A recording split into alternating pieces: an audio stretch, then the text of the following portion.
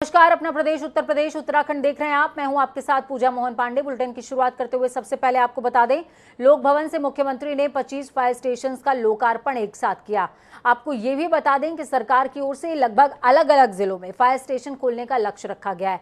ऐसा नहीं है कि क्षेत्रों में फायर स्टेशन नहीं है, लेकिन जनसंख्या के आधार पर फायर स्टेशन अब बनाए जाएंगे। कार्यक्रम में ACS home Awanish Kumar Awasthi, DGP DS Chauhan, DG fire Avinash Chandra, ACS सूचना डॉक्टर नवनीत सहगल भी मौजूद रहे। आपको ये बता दें कि सरकार की ओर से कुल 97 केंद्रों को स्वीकृति मिली है। उसी क्रम में शुक्रवार यानी कि आज 25 फायर स्टेशन का लोकार्पण हुआ है।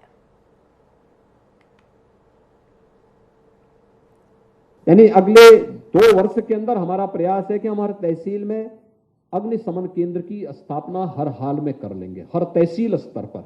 और प्रयास होना चाहिए कि हम ब्लॉक खंड स्तर पर, विकास खंड स्तर पर, जिन विकास खंडों में कोई भी फायर टेंडर नहीं है, उन फायर टेंडर की स्थापना के लिए फिर अगले 5 वर्ष के अंदर हमारी एक कर्मिक कार्य योजना आगे बढ़नी चाहिए कि वहां पर कुछ न कुछ ऐसी व्यवस्था अवश्य हो जिसमें न्यूनतम खर्चे से वहां पर बेहतर सेवा दी जा सके और लोगों को अग्नि की दुर्घटना से बचाव के बेहतर उपाय भी वहां पर दिए जा सके। तो वहीं 2 दिवसीय दौरे पर गोरखपुर पहुंचे मुख्यमंत्री योगी आदित्यनाथ ने शुक्रवार को यूपी बोर्ड परीक्षा में टॉप करने वाले मेधावी छात्रों से संवाद किया। इस दौरान उन्होंने सभी छात्रों से अखबार पढ़ने पर जोर दिया। एनडीआरएफ की तैयारी करने वाले छात्रों को अभ्युदय कोचिंग के बारे में भी जानकारी साझा की है। सीएम योगी ने छात्रों से कहा कि देश सेवा किसी भी तौर पर की जा सकती है। आगे बढ़ने के लिए छात्रों को मेहनत करने की जरूरत है। बिना मेहनत के कुछ भी हासिल नहीं होता। उन्होंने कहा कि मुझे खुशी है कि इस बार बोर्ड परीक्षा में गोरखपुर शहर के साथ साथ ग्रामीण इलाके के विद्यालयों के विद्यार्थी भी सफल हुए हैं। ये एक अच्छा संकेत है। तो वहीं दूसरी तरफ समाजवादी पार्टी के राष्ट्रीय अध्यक्ष अखिलेश यादव का आज जन्मदिन है। अपने जन्मदिन के मौके पर अखिलेश यादव ने अपने जन्मदिन के मौके पर यूपी बोर्ड के मेधावी छात्र छात्राओं से मुलाकात करी। सपा कार्यालय पर छात्रों से बातचीत के बाद अखिलेश यादव ने 10वीं और 12वीं के टॉपर्स जो स्टूडेंट रहे उनको लैपटॉप भी बांटे हैं। साथ ही उन्हें उज्जवल भविष्य की शुभकामनाएं दी। इस दौरान अखिलेश यादव ने कहा कि हम सभी विद्यार्थियों को बधाई देते हैं जिन्होंने अपने परिश्रम से अपने परिवार और समाज का मान बढ़ाया है। उन्होंने कहा, हम तो कुछ ही लोगों को लैपटॉप दे सकते हैं, अगर सरकार चाहे तो सभी बच्चों को लैपटॉप दिया जा सकता है। सरकार हमारी नहीं है तो कुछ ही बच्चों को दिया है मैंने लैपटॉप, और इसलिए लैपटॉप दिया है सरकार को याद दिलाने के लिए कि सरकार ने पहले भी वादा किया था कि लैपटॉप देंगे और इस बार भी वादा किया कि लैपटॉप देंगे। मुझे नहीं पता कि कब सरकार देगी, लेकिन आपको मैं इसीलिए दे रहा हूं कि सरकार याद करे। हम तो कुछ ही को दे सकते हैं, लेकिन सरकार सबको दे सकती है। जो वादा किया था कि सबको लैपटॉप देंगे, अब देखते हैं कि आने वाले समय में कब वो सबको लैपटॉप देंगे। तो वहीं रामपुर में शुक्रवार को समाजवादी पार्टी के जिला कार्यालय दारुल आवाम पर सपा के पदाधिकारी और कार्यकर्ताओं ने राष्ट्रीय अध्यक्ष अखिलेश यादव का 49वां जन्मदिन मनाया है, जहां पर पदाधिकारी और कार्यकर्ताओं ने केक काटते हुए एक दूसरे को बधाई दी और उनकी लंबी उम्र की कामना भी की है। इस मौके पर आसिम रजा ने मीडिया से बातचीत करते हुए कहा कि आज अखिलेश यादव का जन्मदिन है। समाजवादी पार्टी मजबूत हो, अखिलेश जी की आयु लंबी हो। अखिलेश और आजम खान के नेतृत्व में हम लोग काम करते रहें और रामपुर में समाजवादी पार्टी को मजबूत करने का काम हम करेंगे। तो उत्तर प्रदेश विधानसभा में पूर्व नेता प्रतिपक्ष सपा महासचिव राम गोविंद चौधरी ने जनता टीवी से खास बातचीत की। इस दौरान उन्होंने बीजेपी पर लगातार कई हमले किए। राम गोविंद चौधरी ने कहा कि भाजपा की तानाशाही रवैये की वजह से आजमगढ़ और रामपुर में हुए उपचुनाव में लोग वोट देने तक नहीं निकल सके, जिसका सीधा फायदा बीजेपी को पहुंचा है। और क्या कुछ उन्होंने कहा, सुनिए। आज अखिलेश यादव ने अपने जन्मदिन के अवसर पर उन तमाम बच्चों के जो कि हाई स्कूल और इंटर में पास है छात्र जो 5वें शीर्ष स्थान पर आए हैं उनको आज लैपटॉप देकर उन्होंने आज संबोधित भी किया। उन्होंने साफ तौर पे कहा कि कुछ बच्चों से मैंने बातचीत की, उनका साफ तौर पे कहना था कि हम डॉक्टर, इंजीनियर और IAS भी बनना चाहते हैं, समाज सेवक भी बनना चाहते हैं और हम आज बच्चों को लैपटॉप देकर एक संदेश देना चाहते हैं कि आने वाले भविष्य में बच्चे इस लैपटॉप से आगे बढ़े। और क्योंकि आज का जो डेट है, आज का जो समय है वो लैपटॉप से ही और डिजिटल मीडिया और सोशल मीडिया का इस समय पूरा समय है। ऐसे में अखिलेश यादव ने आजमगढ़ और रामपुर उपचुनाव पे खासतौर पे वो बचते नजर आए, लेकिन आज अखिलेश यादव का जन्मदिन भी था, उसमें तमाम पदाधिकारी और नेता भी मौजूद थे। उसमें से राम गोपाल चौधरी भी मौजूद थे, राम गोविंद चौधरी, माफ करिएगा, उनसे भी हम खास बातचीत करेंगे। राम गोविंद चौधरी जी, आप भी एक नेता प्रतिपक्ष के तौर पर रहे हैं और आज आपके मुखिया अखिलेश यादव का जन्मदिन है, इस पर आप क्या कहेंगे? हम लोग उनको बहुत बहुत जन्मदिन की बधाई देते हैं और भगवान से प्रार्थना करते हैं कि उनकी लंबी उम्र दे, जिससे प्रदेश और देश में को लोकतंत्र की रक्षा के लिए वो काम कर सके, जनता और समाज के लिए काम कर सके। आप सपा के प्रतिनिधि हैं, इसलिए सवाल आपसे लाजमी है मेरा पूछना, क्योंकि अखिलेश यादव रामपुर और आजमगढ़ का उपचुनाव देखा है, मुझे आशा भी है कि आप खुलकर बोलेंगे। इस चुनाव में जो आपको अंदाजा नहीं था वो हमको नतीजे के रूप में देखने को मिला, आपको क्या लगता है? क्योंकि जिस तरह के कही जा रही है, एक अफवाह के तौर पर आप ले लीजिए कि मुसलमान नाराज हैं सपा से, क्या इसमें कुछ सच्चाई है? क्या इसमें कोई सच्चाई नहीं है। सच्चाई ये है कि हम लोगों ने जो जयप्रकाश नारायण के साथ राजनीति किए और चंद्रशेखर जी के और बड़े जैसे अटल जी, अडवाणी जी, जॉर्ज फर्नांडिस, SM जोशी, HM पटेल, सारे लोगों को साथ हम लोग बैठे हैं, सीखे हैं। ये कभी सोचा ही नहीं गया था जिंदगी में या दिमाग में कि कोई ऐसी भी पार्टी आएगी जो राजनीति को भी समाप्त कर देगी, लोकतंत्र को भी समाप्त कर देगी, जनतंत्र को भी समाप्त कर देगी और चुनाव की पवित्र प्रक्रिया को भी भ्रष्टाचार के लिप्त में साराबोर कर देगी। राम गोविंद चौधरी जी का साफ तौर पे कहना था कि जो MY समीकरण को लेकर कहा जा रहा है कि नाराज चल रहा है, वो बिल्कुल और बिल्कुल उस खंडन करते हैं, वो अफवाह है महज। और अखिलेश यादव को बताए ना कोई कि आजमगढ़ और रामपुर उपचुनाव पे जो लगातार जीतते आ रहे थे और आजमगढ़ ही नहीं बल्कि उत्तर प्रदेश की जो सबसे बड़ी सपा पार्टी है उससे भला कौन जनता नाराज हो सकती है? ये भाजपा का प्रोपेगेंडा है, बल्कि हमारी तो मजबूती है। और 2024 के लोकसभा उपचुनाव पूरी रणनीति के साथ हम फिर एक बार उतरेंगे। कैमरा राजेश यादव के साथ में जयसिंह, जनता TV, लखनऊ।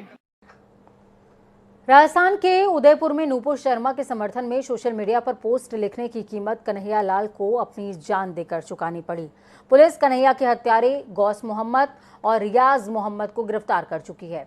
इनके तार पाकिस्तान से भी जुड़े हुए बताए जा रहे हैं, जिससे कई तरह के हैरतअंगेज खुलासे हो रहे हैं। लेकिन इस घटना के बाद ऐसी घटनाओं को अंजाम देने की धमकी दी जा रही है।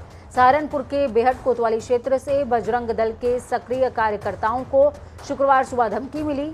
उनके घर के दरवाजे पर एक छोटा सा पर्चा मिला, जिसमें 17 जुलाई को उनका हाल उदयपुर जैसी ही घटना की तरह करने की धमकी मिली है। बजरंग दल के कार्यकर्ताओं से सहारनपुर के SSP को इसकी जानकारी दी गई। सहारनपुर में बेहट कोतवाली क्षेत्र के गांव कलसिया निवासी बजरंग दल के कार्यकर्ता रजत शर्मा को शुक्रवार सुबह घर के दरवाजे पर एक धमकी भरा पर्चा मिला है। इस खबर पर ज्यादा जानकारी के लिए सहारनपुर से महेश भार्गव हमारे साथ में संवाददाता जुड़ चुके हैं। महेश, क्या कुछ अपडेट है ग्राउंड जीरो से? कुछ तस्वीरें हम देख पा रहे हैं जिसमें जो बजरंग दल के कार्यकर्ता हैं वो बीच में बैठे हुए हैं अपनी अर्जी लेकर के और खाकी वर्दीधारियों का एक घेरा है उनके चारों तरफ। क्या कुछ ये पूरा वाकया है? जब सहारनपुर में इस उदयपुर की घटना को लेकर धमकी मिलने की 2 घटनाएं हो गई हैं। पहली घटना बजरंग दल के कार्यकर्ता को मिली है बेहट थाना क्षेत्र में और दूसरी घटना रामपुर थाना क्षेत्र में कस्बा रामपुर में ही कन्हैया लाल नाम के एक व्यापारी को मिली है। कन्हैया लाल के यहाँ भी कोई आदमी इसी तरह का एक लेटर छोड़ दिया है कि जैसी घटना उदयपुर में हुई है उसी तरह से आपके साथ भी किया जाएगा। पुलिस ने दोनों घटनाओं का भी संज्ञान लेके वहां मुस्तैदी बढ़ा दी है और व्यापारियों को और बजरंग दल के कार्यकर्ताओं को उनकी सुरक्षा का पूरा विश्वास दिलाया है। पुलिस चप्पे चप्पे पर नजर रख रही है। खुद SSP सहारनपुर आकाश तोमर साहब ने इन दोनों घटनाओं का संज्ञान लेके दोनों ही परिवारों की सुरक्षा बढ़ा दी है। पूजा, बहुत शुक्रिया हमारे साथ जुड़ने के लिए महेश, अहम जानकारी साझा करने के लिए। दोनों ही खबरों का फॉलोअप लेते रहिए क्योंकि कन्हैया लाल से जुड़ा ये जो पूरा मामला है अब धीरे धीरे करके पूरे देश में, पूरे प्रदेश में एक तरीके से हलचल पैदा कर रहा है। वहीं समाजवादी पार्टी के प्रवक्ता अमित जैमई ने बीजेपी पर आरोप लगाया। उन्होंने कहा कि नुपुर शर्मा की ओर से दिया गया बयान एक सोचा समझा बयान था, जो कि बीजेपी की मानसिकता को प्रदर्शित करता है।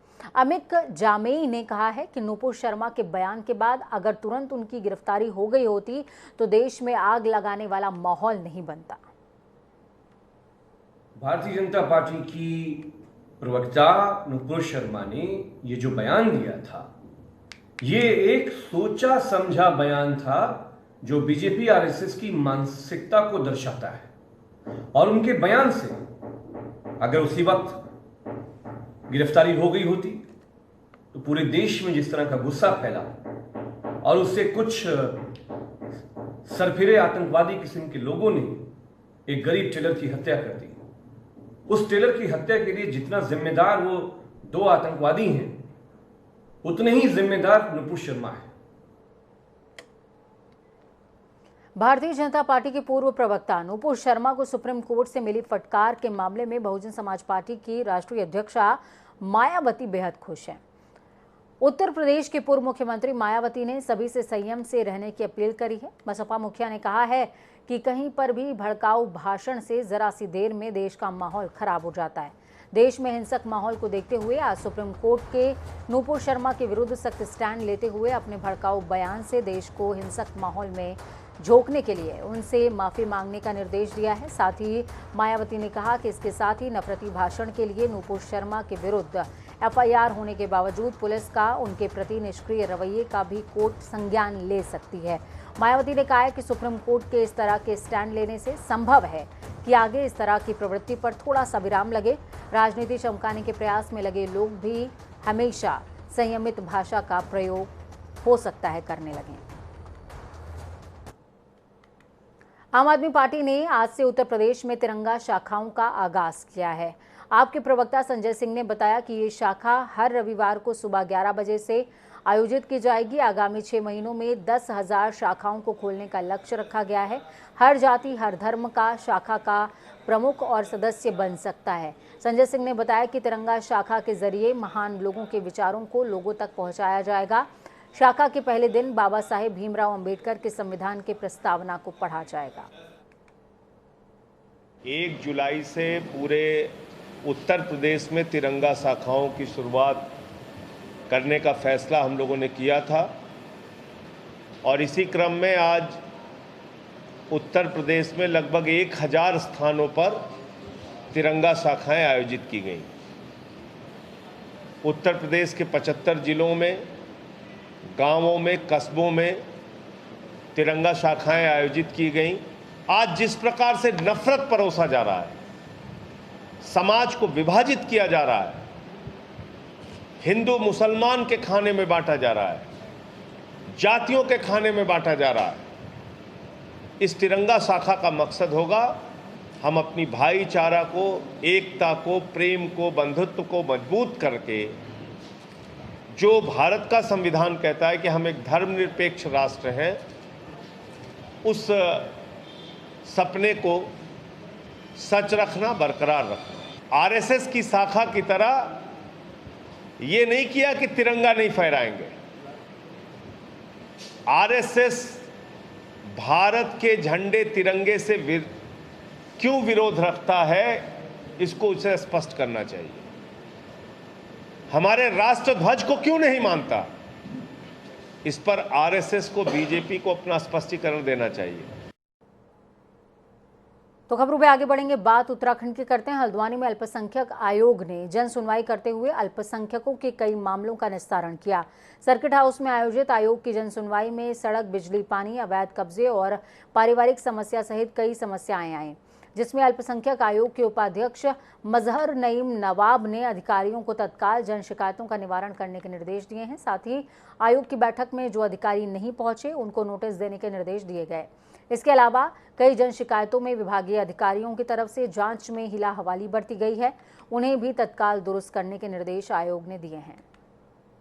कुछ अधिकारियों ने अपने प्रतिनिधि भेजे थे जो जवाब नहीं दे पाए, हमने उनको नोटिस करा है और उनसे स्पष्टीकरण मांगा है और अभी 20-22 फाइलों की सुनवाई हुई है। अभी आधी सुनवाई हुई है, आधी सुनवाई होनी है। और जो अधिकारी अपनी जिम्मेदारी को नहीं समझ रहे, सुनवाई में सहयोग नहीं कर रहा है, हमारा मन है एक बार हम स्पष्टीकरण ले रहे हैं। अगर हमारे स्पष्टीकरण पर वो अधिकारी आयोग के सुनवाई में सहयोग नहीं करेंगे तो हम उनके खिलाफ कार्रवाई करने के लिए जो हमें अधिकार दिए गए हैं उनके तहत कार्रवाई करेंगे। देहरादून में जिलाधिकारी डॉक्टर और आर राजेश ने स्मार्ट सिटी के कार्यों को लेकर के औचक निरीक्षण किया। इस दौरान उन्होंने पाया कि विभागों की तरफ से समन्वय के साथ काम नहीं किया जा रहा है। स्मार्ट सिटी के खोदे हुए गड्ढों को खुला ही छोड़ दिया जाता है, जिससे जान माल का खतरा हमेशा बना रहता है। इस ढिलाई को देखते हुए जिलाधिकारी ने एक जेई को बर्खास्त भी किया है और कहा कि आपदा प्रबंधन अधिनियम के अंतर्गत स्मार्ट सिटी के कार्यों पर निगरानी रखी जा रही है और किसी भी तरह की ढिलाई पाए जाने पर आपदा प्रबंधन अधिनियम की धाराओं के तहत कार्रवाई की जाएगी। साथ ही उन्होंने कहा कि स्मार्ट सिटी के कार्यों को लेकर जो भी विभाग या कार्यदायी संस्था काम कर रही है वो अपने कार्यों में गुणवत्ता का विशेष ध्यान रखे। जितने भी स्मार्ट सिटी के कार्य हैं और जितने भी दूसरे वर्क्स हैं जो डिस्ट्रिक्ट देहरादून में टेकअप किए जा रहे हैं मानसून की अवधि में, उनको आपदा प्रबंधन अधिनियम के अंतर्गत मैंने ओवरऑल एक ओवरआर्चिंग निगरानी रहेगी आपदा प्रबंधन अधिनियम के अंतर्गत। और किसी भी प्रकार की ढिलाई पाई जाएगी कार्य करने की गुणवत्ता में तो उनके खिलाफ, संबंधित विभागों के खिलाफ आपदा प्रबंधन अधिनियम की सुसंगत धाराओं के अंतर्गत हम लोग कार्रवाई करें। पर्यटन नगरी मसूरी में भगवान जगन्नाथ की शोभा यात्रा धूमधाम से निकाली गई। श्री सनातन धर्म मंदिर से शोभा यात्रा शुरू होकर पिक्चर पैलेस माल रोड होते हुए गांधी चौक पहुंची। इस दौरान शोभा यात्रा के साथ सैकड़ों की तादाद में श्रद्धालु मौजूद रहे। इस शोभा यात्रा का जगह जगह स्वागत हुआ है और भक्तों में भारी उत्साह भी देखने को मिला।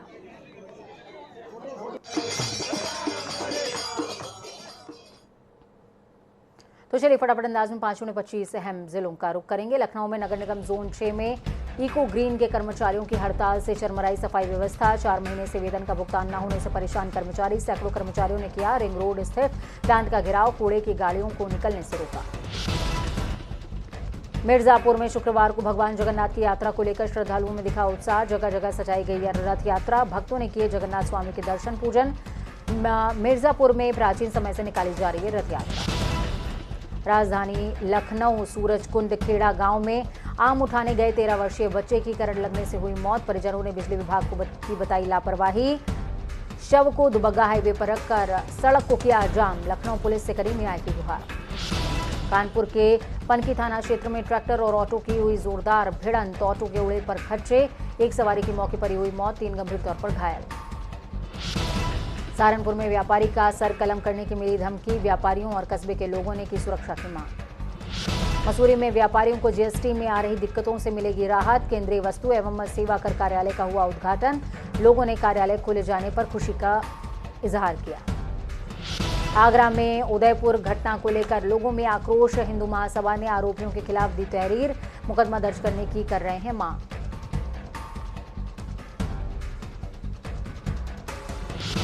बाराबंकी में उदयपुर की घटना को लेकर आक्रोश। जगत गुरु परमांसाचार्य ने असदुद्दीन ओवैसी को बताया देश विरोधी। आचार्य ने भड़काऊ बयानबाजी करने वाले नेताओं को दी चेतावनी। गाजीपुर में मशहूर यूट्यूबर ब्रजभूषण दुबे को सर कलम करने की मिली है धमकी। यूट्यूबर ने उदयपुर कांड का पाकिस्तान से तार जुड़े होने का वीडियो किया था अपलोड। व्यक्ति ने कमेंट कर दी जान से मारने की धमकी। गाजीपुर के नंदगंज स्टेशन में 3 सालों से शौचालय निर्माणाधीन। यात्रियों को करना पड़ रहा है मुश्किलों का सामना। मुजफ्फरनगर में रोडवेज बस में लगी भीषण आग। मौके पर पहुंची दमकल की टीम, कड़ी मशक्कत के बाद आग पर पाया काबू। बांदा में 11वीं के छात्र की करंट लगने से हुई मौत। परिजनों में मचा कोहराम। पुलिस ने शव को पोस्टमार्टम के लिए भेजा।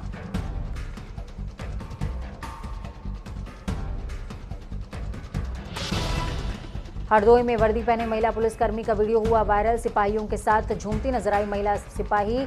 एसपी ने सभी को किया निलंबित। बांदा में पुलिस ने किया दंगा नियंत्रण अभ्यास। अभ्यास में आंसू गैस के गोलों और बंदूकों से की गई फायरिंग। एसपी के साथ सर्किल के सीओ और पुलिसकर्मी भी रहे मौजूद। बांदा में संपत्ति विवाद को लेकर भाई ने भाई को मारी गोली। आरोपी मौके से हुआ फरार। परिजनों ने जिला अस्पताल में कराया भर्ती। आरोपी की तलाश में जुटी पुलिस। कानपुर में उदयपुर घटना को लेकर विरोध प्रदर्शन, राष्ट्रीय बजरंग दल के कार्यकर्ताओं ने किया प्रदर्शन। कन्हैया लाल के परिजनों ने के लिए हुआ मुआवजे की मांग। जीएसटी की 5वीं वर्षगांठ पर ताजनगरी आगरा में जीएसटी कार्यालय पर एक कार्यक्रम का आयोजन में शहर से ज्यादातर व्यापारी हुए शामिल और गिनाए गए जीएसटी के फायदे। फतेहपुर में अज्ञात लोगों ने सुअरों को दिया जहरीला पदार्थ, लगभग 1 दर्जन से ज्यादा सुअरों की हुई मौत। सुअर पालक का लगभग 2 लाख से ज्यादा का हुआ नुकसान। रुद्रप्रयाग में लगातार हो रही बारिश से धीमी हुई केदारनाथ यात्रा की गति। पिछले सप्ताह तक 10 से 12 हजार यात्री पहुंच रहे थे केदारनाथ धाम, लेकिन अब 4 धाम जाने वाले यात्रियों की तादाद 3 से 4 हजार। ग्रेटर नोएडा में कोरियन रेस्टोरेंट की आड़ में चल रहा था अवैध बार, पुलिस ने किया भांडाफोड़। बिना लाइसेंस लिए आबकारी विभाग की शय पर चल रहा था बार। मौके से होटल मालिक समेत 2 लोगों को पुलिस ने किया गिरफ्तार। अलीगढ़ में डीएम और एसएसपी ने राष्ट्रीय उद्यान जवाहर पार्क परिसर में किया पौधारोपण के साथ वन महोत्सव का हुआ शुभारंभ। कार्यक्रम में मुख्य विकास अधिकारी समेत कई लोग रहे मौजूद। अलीगढ़ में पुलिस और प्रशासनिक अधिकारियों की उपस्थिति के बीच शांतिपूर्वक अदा हुई जुमे की नमाज। आरएएफ और पीएसी के साथ पर्याप्त तादाद में पुलिस बल रहा तैनात। हमीरपुर जनपद के राट कोतवाली क्षेत्र में एक निजी स्कूल के कर्मचारी को 4 नकाबपोश बदमाशों ने लाठी डंडों से बेरहमी से पीटा। कर्मचारी को झाड़ियों में छोड़कर हुए फरार। परिजनों ने युवक को सामुदायिक केंद्र में कराया भर्ती। अज्ञात नकाबपोशों के विरुद्ध कार्रवाई की मांग। कानपुर देहात के अकबरपुर क्षेत्र में दबंगों ने ग्रामीण के घर में चलाई ईंट पत्थर। सोशल मीडिया पर वायरल हो रहा है वीडियो। ईंट पत्थर चलाने से ग्रामीणों में दहशत का माहौल। रायबरेली में बाइक सवार को बचाने में अनियंत्रित होकर पलटी। सवारियों से भरी रोडवेज बस, बाल बाल बचे सभी यात्री। 4 यात्रियों को आई मामूली चोटें।